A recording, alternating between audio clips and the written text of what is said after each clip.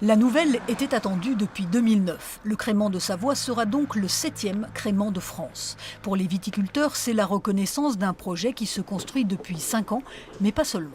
Si on analyse aussi ce qui se passe dans les autres régions qui font du crément, la moyenne d'exportation des créments en France, donc des 6 autres créments, représente entre 40 et 45% de la production qui est exportée.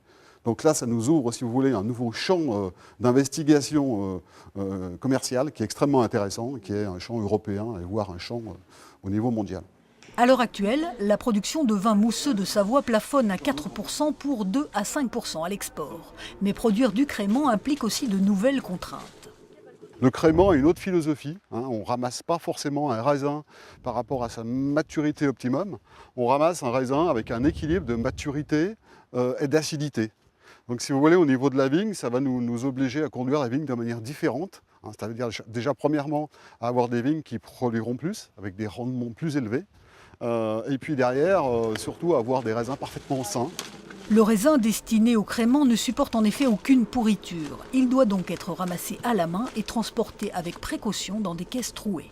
La vigne doit être travaillée en amont, comme ici, pour optimiser le développement du fruit.